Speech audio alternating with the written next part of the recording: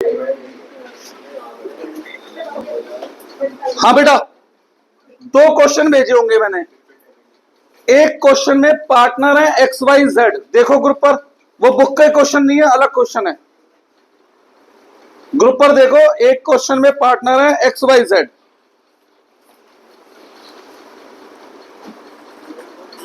दिख गया? तो ये वाला क्वेश्चन मैं करा रहा हूं, एग्जाम्पल 15 लिखा है शायद उस पर। तो एक कंप्लीट क्वेश्चन में मैं आपको बता चुका हूं, बोर्ड एग्जाम वाला हमसे जनरली केवल क्या मांगता है, रियलाइजेशन अकाउंट। पर अभी हम प्रैक्टिस कर रहे हैं पूरे कंप्लीट क्वेश्चन की। तो एक कंप्लीट क्वेश्चन में हमें क्या क्या बनाना है,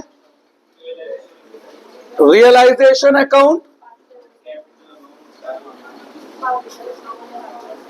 इसके अलावा बताएं गलत, पहले पार्टनर्स लोन अकाउंट। कौन सा वाले लोन की बात हो रही है? ये लायबिलिटी वाले लोन की बात हो रही है ये। इसके अलावा कैपिटल अकाउंट और कैश या बैंक अकाउंट। इस क्वेश्चन में कितने पार्टनर हैं? 3, एक्स वाई जेड। तो 3 कॉलम बना लेता हूं एक्स वाई जेड के। इसके बाद एक क्वेश्चन मैं आज आपको क्लास में करने के लिए दूंगा, इससे मिलता जुलता क्वेश्चन होगा, X Y Z, X Y Z. और एक क्या बनाना है, कैश या बैंक अकाउंट। यही सब बनाना है बेटा।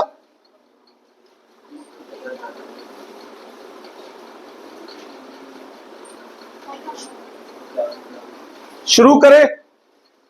निखिल भाई पढ़ने पे ध्यान लगा ले, नहीं तो मैं आज घर पे फोन कर दूंगा। अब सुनो, तो मैं आपको एक तरीका बता रहा हूं। कोई भी क्वेश्चन शुरू करने से पहले शुरुआत के कुछ क्वेश्चनों में 5-6 चीजें पहली लिख लो, उससे क्वेश्चन सोचना आसान हो जाएगा बेटा। सबसे पहला स्टेप होता है हम एसेट कैंसिल करते हैं। कहां? रियलाइजेशन के डेबिट में लिख के, टू सन्ड्री एसेट्स। फिर हम लायबिलिटी कैंसिल करते हैं रियलाइजेशन के क्रेडिट में, बाई सन्ड्री लायबिलिटी। फिर इन एसेट्स को बेचते हैं रियलाइजेशन के क्रेडिट में। और मैंने आपको बता रखा है एसेट 2 तरीके से बिकते हैं, या तो कैश बैंक के थ्रू आउटसाइडर को, तो बाई कैश या बैंक। एग्जाम में मत लिखना, आपके लिए लिख रहा हूं एसेट सोल्ड। या पार्टनर एसेट लेता है तो by capital account, asset taken by partner. ऐसे ही बताया था मैंने कुछ। लायबिलिटी की डेबिट साइड में पेमेंट होती है, या तो हम कैश या बैंक के थ्रू पे करेंगे, कैश या बैंक जो आपको लिखना हो, लायबिलिटी या एक्सपेंस पेड। और हां, लास्ट क्लास में जो मैंने क्लास में क्वेश्चन कराया था, किसने पढ़ा था वो क्वेश्चन? बेटा क्वेश्चन ही अधूरा पढ़ा था वो। वहां बैलेंस शीट के ऊपर 3 लाइनों में कुछ और इंफॉर्मेशन भी थी एक्सपेंस की, रेमनरेशन की, वो पढ़ी नहीं, क्वेश्चन ही गलत करवा दिया। अब ध्यान नहीं मुझे किसने पढ़ा था क्वेश्चन, वो क्वेश्चन ही गलत करा दिया। और मैं हमेशा कहता हूं इसलिए क्वेश्चन वहां से पढ़ो जहां क्वेश्चन नंबर लिखा है, तो वो क्वेश्चन ही गलत हो गया वो। अगर लायबिलिटी पार्टनर पे करे तो टू कैपिटल अकाउंट, लायबिलिटी या एक्सपेंस पेड बाय पार्टनर। यही बताया था ना मैंने। अभी शुरू के 5-6 क्वेश्चनों में ये पहले ही लिख लो क्वेश्चन शुरू करने से। और अब क्वेश्चन शुरू करते हैं। आज कौन क्वेश्चन पढ़ने की जिम्मेवारी ले रहा है? पूरा पढ़ेगा। जहां लिखा है एग्जाम्पल 15 वहां से पढ़ना है। लास्ट क्लास का क्वेश्चन ही गलत करा दिया बच्चों ने। हाँ ठीक है, चल बच्चे ने पढ़ो। Example 15, X, Y and Z were partners in a firm sharing profits and losses in the ratio 3:2:1. 3:1 ठीक है। Following was the balance sheet on the date of this solution. ठीक है। Following transaction. अब देखो बैलेंस शीट दे दी, ठीक है। Balance sheet में step 1 assets cancel होते हैं यहां लिखकर। निखिल समझ ले, सच बता रहा हूं, ये सबसे इजी चैप्टर है पूरी पार्टनरशिप का, और आज के क्वेश्चन के बाद तुम्हें खुद फील होगा कि ये आसान चैप्टर है बेटा। सही है, हाँ पढ़ो एसेट सारे। बैंक यहां आता है नहीं आता? क्यों नहीं आता यहां? क्योंकि बैंक या कैश का सेपरेट अलग अकाउंट है। तो जिसका सेपरेट अलग अकाउंट है वो रियलाइजेशन अकाउंट में जाकर कैंसिल नहीं होगा, वो अपने अकाउंट में ट्रांसफर होगा। कोई डाउट इसमें? निखिल जी आगे। डेटर आते हैं या कौन सी वैल्यू पर? फुल वैल्यू पर। Full value means before deducting provision, क्योंकि मैंने आपको बताया था प्रोविजन को हम सेपरेट अलग लायबिलिटी मानते हैं, ठीक है। तो डेटर आएंगे विदाउट डिडक्टिंग प्रोविजन। कितने के डेटर? 1500। क्या कोई प्रोविजन भी है? तो प्रोविजन जाएगा अपोजिट अलग। कोई डाउट है यहां तक? आगे बढ़ो। क्या स्टॉक की लोन अकाउंट में जगह होती है? क्या स्टॉक की कैपिटल में जगह होती है? क्या स्टॉक की कैश अकाउंट में जगह होती है? नहीं। तो स्टॉक यही कैंसिल होगा। कितना? 8000। आगे बढ़ो। क्या इन्वेस्टमेंट की लोन अकाउंट में जगह है? कैपिटल अकाउंट में, कैश या बैंक में? नहीं।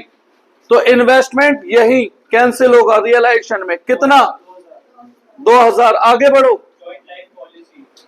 जॉइंट लाइफ पॉलिसी, क्या मैंने उसके ब्रैकेट में एक्सेप्ट में जॉइंट लाइफ पॉलिसी लिखवाया था? तो उसकी यहां कहीं जगह नहीं है। जॉइंट लाइफ पॉलिसी कितना? 4000। आगे बढ़ो। प्लांट, इनमें कहीं जगह होती है? प्लांट यही कैंसिल होगा। आगे बढ़ो। क्या गुडविल की यहां कहीं जगह है? एक्सेप्ट में लिखवाया था मैंने? नहीं। गुडविल भी यही कैंसिल होगी। कितनी? 3000।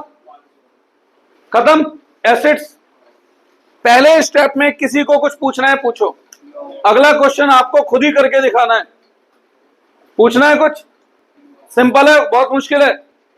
साधारण है। तो स्टेप 2 सारी लायबिलिटीज लिखेंगे। अब एक बात ध्यान रखना बेटा, पार्टनर है जैसे XYZ, तो अगर X की जो वाइफ है क्या वो पार्टनर है? तो अगर X की वाइफ का कोई लोन है तो वो कौन सा लोन कहलाएगा? पार्टनर लोन या आउटसाइडर लोन? ठीक है, याद रहेगी बात। पढ़ो अब शुरू से। क्रेडिटर्स कहीं बढ़ता है? यहां कहीं जगह है उसकी? नहीं। तो क्रेडिटर लायबिलिटी में ही कैंसिल होगा। कितना? एक जना बोलो। 1850। आगे बढ़ो। मिसेज एक्स लोन, यही पढ़ने में गलती मत करना। अगर ये मिस्टर एक्स लोन होता तो ये बन जाता पार्टनर लोन, ठीक है। और ये मिसेज एक्स लोन है तो ये है outsider liability. Mrs X loan कितना? 500। आगे बढ़ो। एक्स लोन, एक्स लोन कितना? नहीं आएगा। क्यों नहीं आएगा? क्योंकि लोन अकाउंट हम अलग से बना रहे हैं पार्टनर का। एग्जाम में नाम लिखना, पार्टनर लोन मत लिखना। बाई बैलेंस बीडी कितने रुपए? 800 रुपए। आगे बढ़ो। अब देखो फंड के बारे में मैंने आपको एक बढ़िया बात बताई थी। प्रोविडेंट फंड अगर होता तो वो यहीं आता, ग्रेचुइटी फंड यहीं आता। क्योंकि प्रोविडेंट फंड और ग्रेचुइटी फंड तो फंड ही नहीं होते, ये तो आउटसाइडर लायबिलिटी है, वर्करों का पैसा है जो हम वर्करों को चुकाएंगे, ठीक है। नाम में फंड लिखा होने से नहीं। और बाकी फंड के लिए मैंने एक बात बताई थी, कोई भी फंड अगर एसिड के अगेंस्ट हो तो यहां लिखो, और कोई फंड एसिड के अगेंस्ट नहीं है तो कैपिटल अकाउंट में सीधा बांट दो। यही बताया था ना मैंने बेटा, कुछ और तो नहीं। अब जैसे WCR है, एक बार दोबारा रिपीट कर रहा हूं, एक एग्जांपल है, बुक्स क्वेश्चन में मत देखो। WCR क्या इनमें से किसी के अगेंस्ट है? तो सीधा कैपिटल में बटेगा। इन्वेस्टमेंट फ्लक्चुएशन फंड इनमें से किसी के अगेंस्ट है तो कहां आएगा? यही कैंसिल होगा। रेवेन्यू रिजर्व क्या इनमें से किसी के अगेंस्ट है? यहां जाएगा। इन्वेस्टमेंट अगर नहीं होती और आईएफएफ होता, हालांकि ये क्वेश्चन गलत है, पर कई बार लोग क्या करते हैं, क्वेश्चन ओरिजिनल बनाने के चक्कर में कॉपी करते हैं, ये ध्यान नहीं देते कि हमने जो चेंज करा है उसका क्या इंपैक्ट आ रहा है। अगर ऐसा होता, अगर कि इन्वेस्टमेंट नहीं होती और आईएफएफ होता, तो वो वहीं बढ़ता। सही है। डेप्रिसिएशन रिजर्व अगर होता तो क्यों, किसका अगेंस्ट होता, वो प्लांट का अगेंस्ट होता। जीएलपी रिजर्व अगर होता तो, क्योंकि जीएलपी यहां तो यहीं आएगा। तो सीधा सा एक तरीका है, जिस रिजर्व के अगेंस्ट कोई एसेट है उसे यहीं कैंसिल करेंगे, अदरवाइज वो कैपिटल में जाकर कैंसिल होगा कैपिटल अकाउंट में। ठीक है ना। तो फिलहाल ग्रेच्युटी फंड पीएफ यहीं आता है, अगर होता तो, नहीं है तो फिर भी मैंने इसलिए एक बार लिख दिया, फिर से ध्यान रहे कि वो यहीं आता अगर होता। आगे बढ़ो अब। हाँ बेटा, क्रेडिटर हो गया था, नहीं, क्रेडिटर के बाद मिसेस एक्सलोन हो गया, एक्सलोन, एक्सलोन के आगे आईएफएफ किसी के अगेंस्ट है तो यही आएगा, कितना, 750। आगे बढ़ो। लाइफ पॉलिसी फंड, क्या इनमें से किसी के अगेंस्ट है?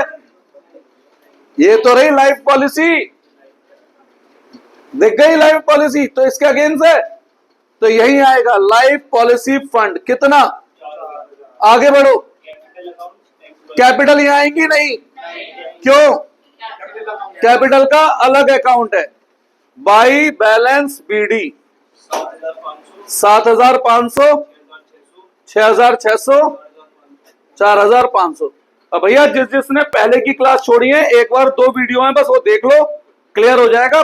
ये चैप्टर तो साथ की साथ ही कर लो। 6 नंबर का फिक्स क्वेश्चन आएगा अभी तो, फिलहाल तो बोर्ड में बात बताऊंगा कितने का आएगा, अभी तो 6 नंबर का आएगा, कर लो एक बार अच्छे से, आसान चैप्टर है। यहां तक कोई डाउट था या बहुत मुश्किल था यहां तक? अब देख के फॉर्मेट लग रहा था कितना बड़ा है, पर बेटा एक्चुअली में ये आसान है। ठीक है ना। यहां तक बताओ, किसी को कुछ भी पूछना है। अब एसेट्स बेचते हैं, यह लायबिलिटी की पेमेंट होती है। अब ये कैसे पता लगेगा, ये क्वेश्चन बताएगा।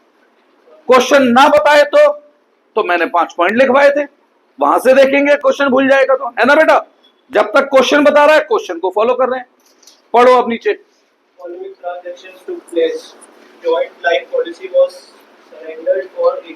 भाई ज्वाइंट लाइफ पॉलिसी पहले बताओ, एसेट है लायबिलिटी है? एसेट किधर बिकते हैं, कैश में बेच रहा हूं या किसी पार्टनर को दे रहा हूं?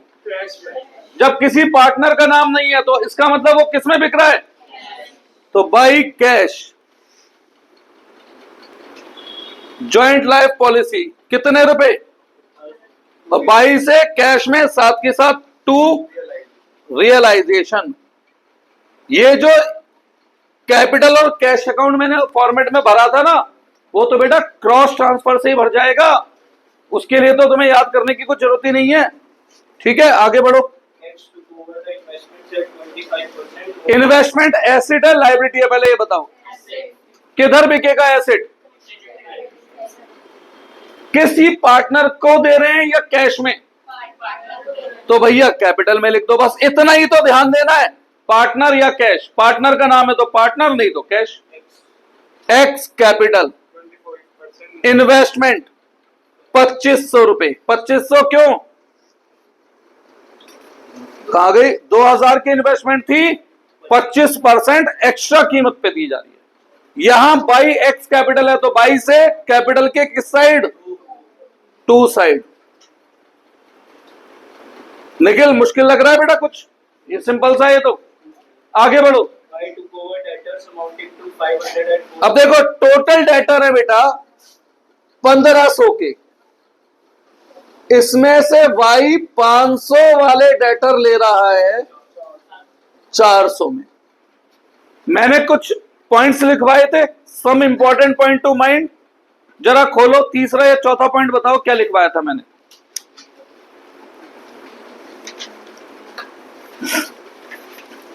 तीसरा या चौथा पॉइंट बताओ क्या लिखवाया था।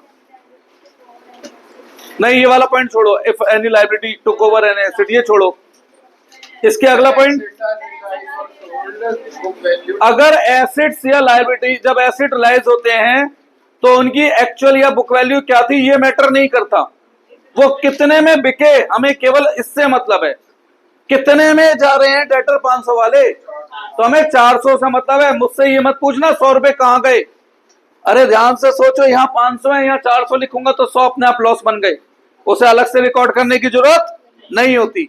तो वाई ले रहा है, वाई पार्टनर है। एसिड किधर बिकते हैं भाई Nikhil, debit side credit side? बेटा ये क्रेडिट साइड होती है मेरे बच्चे, सही है। किस साइड बिकते हैं, क्रेडिट साइड। क्या कोई पार्टनर ले रहा है डेटर? हाँ, कौन? वाई ले रहा है, वाइज कैपिटल सम डेटर। कितने में ले रहा है? अब बताओ रिमेनिंग डेटर कितने बचे, रिमेनिंग पहले ये तो बताओ रिमेनिंग बच्चे कितने। अब कुछ बच्चे इतने समझदार हैं, पिछले बैच में भी थे और होंगे अभी भी, जिनके मन में होगा 1100 बचे। भाई एक बात सुनो, मुझे लक्ष्य से लेने 500 रुपए और शौर्य से लेने 1000। लक्ष्य के 500 में से 400 मिले तो शौर्य क्या इसके बच्चे हुए 100 रुपए भी देगा? तो लक्ष्य अलग है, शौर्य अलग। 500 वाले खत्म, रिमेनिंग कितने बचे? 1000। और ये कितने में बिक रहे हैं? 750 में। डेटर क्या है? एसेट। किस तरफ बिकता है एसेट? Credit side. क्या किसी पार्टनर का नाम लिखा है इस रिमेनिंग के लिए? नहीं। तो कहां बिकेगा? कैश के थ्रू। आप बैंक लिखना चाहें बैंक लिख देना बेटा, पर एक क्वेश्चन में एक ही टर्म यूज करना, या तो कैश या बैंक। ऐसा नहीं है कभी कैश कभी बैंक, कभी कैश कभी बैंक, है ना। आगे बढ़ो। Stock is sold for 4,100 and plant is sold for अब स्टॉक एसिड है, किधर बिकेगा? किसे बेच रहा हूं? नहीं लिखा, तो किस में बेच रहा हूं? यानी कैश में। 22 से पहले यहां 2 ले जाऊं, ट्रू रियलाइजेशन 750। 22 से 2 रियलाइजेशन 400। हाँ बेटा, बाई कैश। क्या बेच रहा हूं? स्टॉक। कितने में? 4100। 22 से 2 रियलाइजेशन कैश में। आगे बढ़ो। plant is sold for 4,000. Plant किसे बेच रहा हूं? किसी पार्टनर का नाम नहीं, तो बाई कैश प्लांट कितने में? 22 से। तो ये तो कैश अकाउंट तो अपने आप ऐसे ही भरता चला जाएगा बेटा, बाई और 2 के ट्रांसफर से ही ऐसे ही कैपिटल अकाउंट भर जाएगा, है ना। तो इसके लिए अलग से याद करने की जरूरत ही नहीं है कुछ। आगे Expenses of realization amounted to 100. It was also found that there is a liability for 800. पहले एक एक पॉइंट, पहले एक्सपेंस है 1000, उसकी बात करते हैं। 100 उसकी बात करते हैं। एक्सपेंस की पेमेंट किस साइड है? लायबिलिटी या एक्सपेंस डेबिट साइड। क्या किसी पार्टनर का नाम लिखा है इस एक्सपेंस के साथ? तो भैया कैश में पे कर रहा हूं, टू कैश एक्सपेंस पेड। कितना? 2 से कहां? किसके बाई में? कैश के बाई में। कौन से अकाउंट से आ रहा हूं? रियलाइजेशन अकाउंट से आ रहा हूं। ये बहुत सिंपल चैप्टर है बेटा। अब आगे पढ़ो। It was also found that there is a liability for 800 for damages, which also had to be paid. Liability पे करनी है 800। फिर वापस पॉइंट नंबर 4 खोलो, खोलो जो नोट थे उसमें। लायबिलिटी कितने की थी इससे फर्क नहीं पड़ता, जो पे कर रहे हैं हमें केवल उस वैल्यू से मतलब है। लिखवाया था पॉइंट मैंने सेम। पहले से डैमेजेस की कोई लायबिलिटी नहीं है, मत होने दो, मुझे मतलब ही नहीं है। मुझे तो किससे मतलब है? क्या पे कर रहा हूं। तो भैया डैमेजेस के लिए लायबिलिटी पे करनी है तो टू कैश डैमेजेस कितने रुपए? 2 से बाई। कौन से अकाउंट में? रियलाइजेशन अकाउंट से। कोई डाउट है इसमें? आगे बढ़ो। बस इतना मुश्किल था सच में यहां तक। सच बात बताऊं, सारे क्वेश्चन ऐसे होते हैं। हाँ, किसी किसी क्वेश्चन में एक आधा पॉइंट की अंग्रेजी थोड़ी मुश्किल हो सकती है, पर सॉल्यूशन का तरीका बेटा यही है। सॉल्यूशन में ना तरीका इससे ज्यादा बढ़ेगा ना इससे कम घटेगा, सही है। सॉल्यूशन तो ऐसे ही रहेगा। हाँ, किसी किसी पॉइंट में कभी कभी क्या होगा, इंग्लिश ऐसी आ जाए समझना है, पर वो बेटा ऐसा तो है नहीं एग्जाम के हर सारे पॉइंट ही ऐसे होते हैं, वो भी कभी कभी पॉसिबल है, वो भी कितने पॉइंट मैक्सिमम एक। प्रैक्टिस करेंगे तो ऐसे पॉइंट भी अभी देख लेंगे। वैसे कॉन्सेप्चुअली ऐसे ही सॉल्व करना है, यहां तक मुश्किल था। अब बची हुई चीजों के लिए काम करना शुरू करते हैं, सही है, बची हुई चीजों के लिए काम करना शुरू करते हैं, जिनके बारे में क्वेश्चन साइलेंट है उनकी बात करते हैं। भाई यहां पे ध्यान दो, शुरुआत से देखते हैं एक एक करके। क्या डेटर बिक गए? बिक तो गए, ये रे डेटर, ये रे डेटर, कहां गए, ये रे। क्या स्टॉक बिक गया था? इन्वेस्टमेंट, जेएलपी, प्लांट, गुडविल के बारे में क्वेश्चन बताना भूल गया, है ना। खोलो मेरे सम इंपॉर्टेंट पॉइंट में, point number 1, if question is silent regarding realisation of asset, क्या बताया मैंने, गुडविल और प्रीपेड के बारे में बताना भूल जाए तो नील में बिकेंगे, है ना। और अदर एसेट के बारे में बताना भूल जाए तो बुक वैल्यू पे। अगर क्वेश्चन प्लांट के बारे में बताना भूल जाता तो हम बुक वैल्यू पर बेचेंगे और नीचे नोट लिख देंगे, it is assume that plant has been sold at book value, सही है। इन्वेस्टमेंट के बारे में बताना भूल जाता तो हम बुक वैल्यू पे बेचते, लेकिन गुडविल या प्रीपेड एक्सपेंस के बारे में बताना भूल जाए तो नील पे, सही है। तो गुडविल नहीं बिकेगी। अगर मैं यहां जबरदस्ती लिखना भी चाहूं कैश गुडविल, नहीं नहीं, जीरो लिखना है, ये तो मैं बस समझाने के लिए दे रहा हूं, इसलिए तो इसे हाईलाइट कर रहा हूं। क्वेश्चन साइलेंट है तो गुडविल जीरो पे। क्या हुआ बेटा? तभी जी मुझसे पूछो, क्लियर है। अब इधर आते हैं, एक एक करके लायबिलिटी की जजमेंट करो। क्या प्रोविजन की पेमेंट हो गई? नहीं, क्वेश्चन ने नहीं बताया, नहीं बताया ना। खोलो note number 2, if question is silent regarding payment of liability.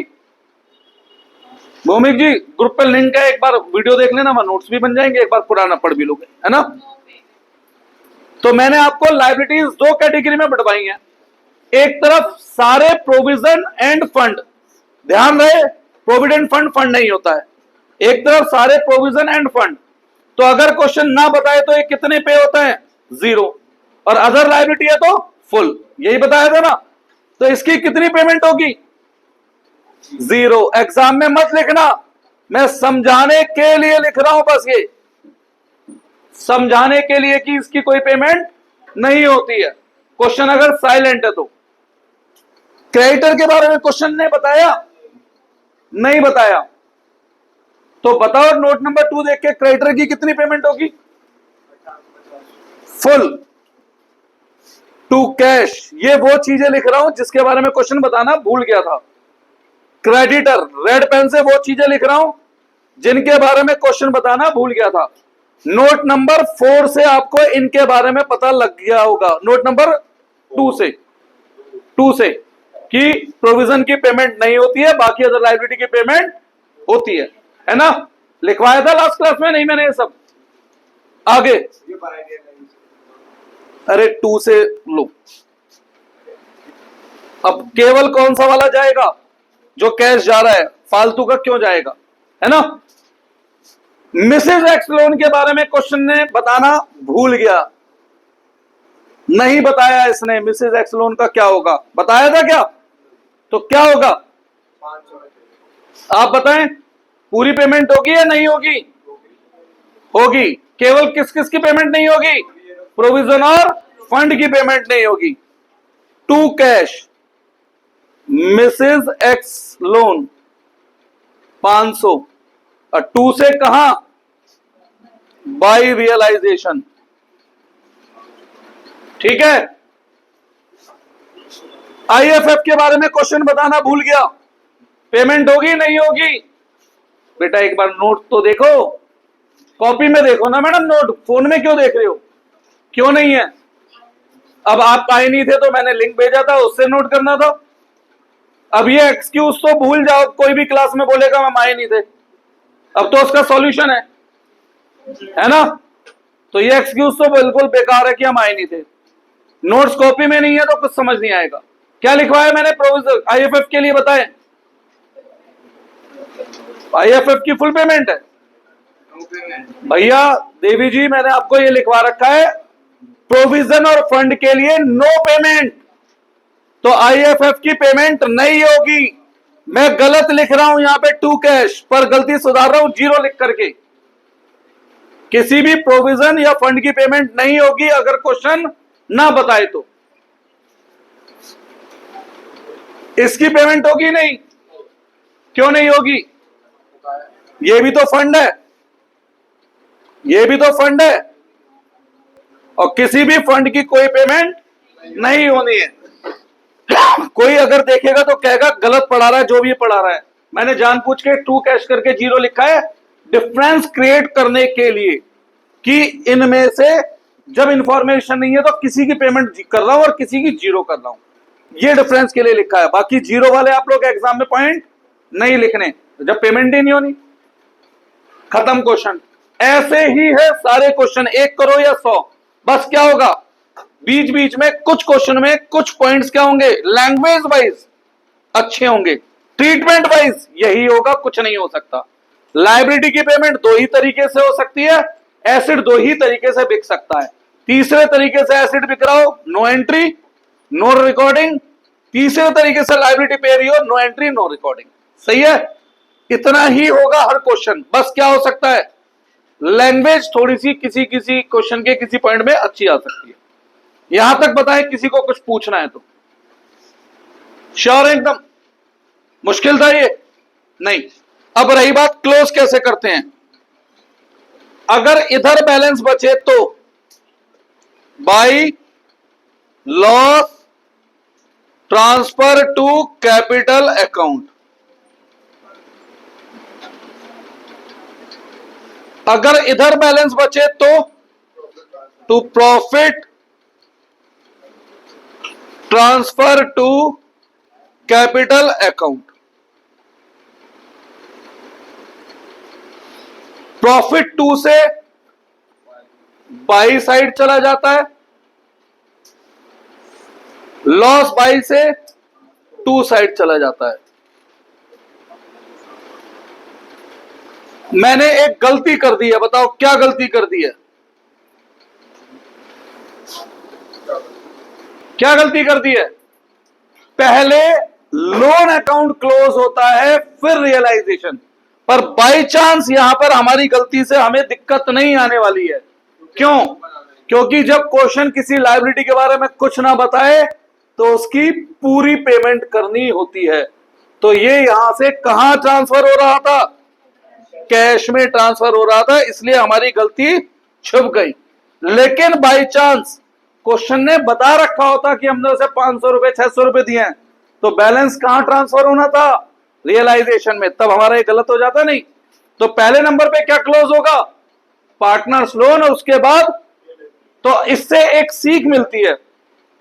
अगर एग्जाम में क्वेश्चन हमसे केवल रियलाइजेशन अकाउंट भी मांगे तो भी हम पार्टनर लोन अकाउंट तब भी बनाएंगे, क्योंकि उसे क्लोज करे बिना रिलेशन क्लोज करा तो आंसर गलत हो सकता है, क्योंकि उसका बैलेंस कहां ट्रांसफर होता है?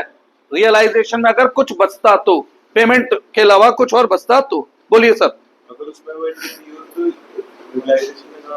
अब लेट से यहां पर उसने लिखा होता कि भाई X agree to accept ₹500 in settlement of his loan, तो हम यहां पे उसे कितने रुपए देते? 500। तो बैलेंस कहां बचता? यहां टू रियलाइजेशन, 2 से by x loan. It was decided to pay ₹880 against X loan including interest. Interest भी तो देना पड़ सकता है। अब अगर हम यहाँ 880 रुपए देते, यहाँ 800 है, तो बैलेंस कहां बचता? यहाँ बाई रियलाइजेशन, बाई से 2x लो। ठीक है, इसीलिए पहले कौन सा अकाउंट क्लोज होना होता था? ये। बाई चांस यहां पे क्यों नहीं गलती का सर आया? कुछ बताया ही नहीं था, और जब कुछ ना बताया तो लायबिलिटी की फुल पेमेंट। फुल पेमेंट है तो वो कैश में चली गई। ठीक है, तो एग्जाम में ध्यान रखना, अगर हमसे केवल रियलाइजेशन अकाउंट भी मांगा जाए तो भी हम पहले इसके साथ कौन सा अकाउंट जरूर बनाएंगे बेटा? लोन अकाउंट जरूर बनाएंगे। सही है, अब क्लोज करें। चलो निकालो कोई प्रॉफिट या लॉस यार, एक जना। चलो ये तो तुम कैलकुलेट करने ना, मैं एक क्वेश्चन जो करा लेता हूं आपसे। क्या होमवर्क में दे दूंगा? ठीक है, होमवर्क में दे दूंगा, तो फिर इसे क्लोज करवाओ। करो कैलकुलेशन भाई, मैंने 20 साल 25 साल कैलकुलेशन बहुत कर लिया। कैलकुलेशन से रिटायरमेंट भाई डिपेंड करता है ना, इधर बैलेंस बचा है या इधर। मुझे ऐसा लगता है बैलेंस इस साइड बचेगा। और सच बात बताऊं, अधिकतर क्वेश्चनों में डिसोल्यूशन के लॉस ही आता है। अरे बिजनेस बंद ही तब होते हैं, और वैसे भी जब बिजनेस बंद होता है तो हम अपनी कंडीशन पे कोई ना एसेट बेचते हैं, जितने में जो बिक जाए बिक जाता है। यही तो करता है दुकान भी, माल भी क्या होता है होने पोने रेट पे निकाल के जाता है ना। तो जर्नल केसेस में कभी प्रॉफिट आ रहा हो ना, तो एक बार दोबारा चेक कर लेना, इसमें लॉस के चांस ज्यादा होते हैं।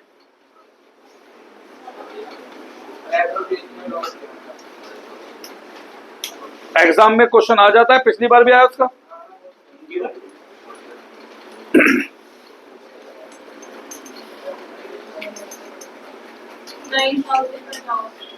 क्या 9,000 का लॉस?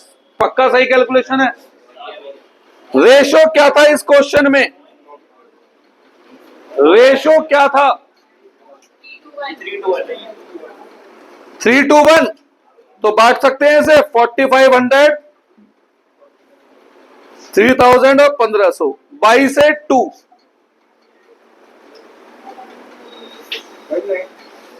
खत्म। अब इसका जो बैलेंस बचेगा, इसका जो बैलेंस बचेगा कैपिटल अकाउंट का, उसे क्या लिखते थे? Balance CD. ऐसे ही था ना? नहीं, पक्का नहीं। क्या लिखते थे? या बाई कैश। अरे भाई जब बिजनेस ही बंद हो गया तो बैलेंस अगले साल कैरी फॉरवर्ड कैसे कर दोगे? बैलेंस सीडी का मतलब क्या होता है? Balance carry forward to next accounting period. जब बिजनेस ही बंद हो गया तो उसका अकाउंटिंग पीरियड है ही कहां अगला, तो उसको सेटल करेंगे किसमें? कैश में। बताएं डिफरेंस। यहां तो 0 आ रहा है डिफरेंस।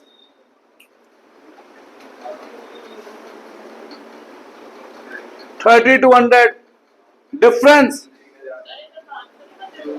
क्या कैसे बचेगा? 7.5। अच्छा 500 रुपए बचेगा। हाँ 2 से बाई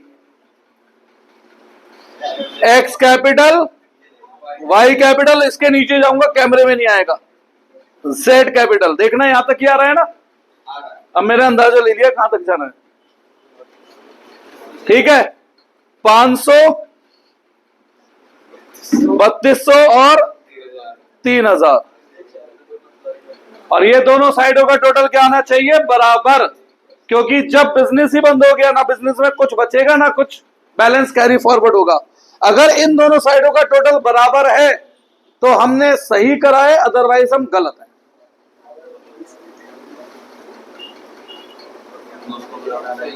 बिल्कुल बराबर आ रहा है तो हम ठीक है। अब तो मेरे ख्याल से भाई डिसोल्यूशन का क्वेश्चन करना आ गया होगा आप लोगों को। 2 क्वेश्चन भेज रहा हूं मैं। हाँ जी, एक तो भेज रखा है, नहीं तो एक और भेज रहा हूं ना, तो दोबारा से उसे रिसेंड करूंगा, होमवर्क बनेगा वो। अब वो अगली क्लास में चेक कराऊंगा। कोई डाउट है इसमें? श्योर? बेटा वो बंद कर देना। अरे 1 मिनट आप लोग रुकना।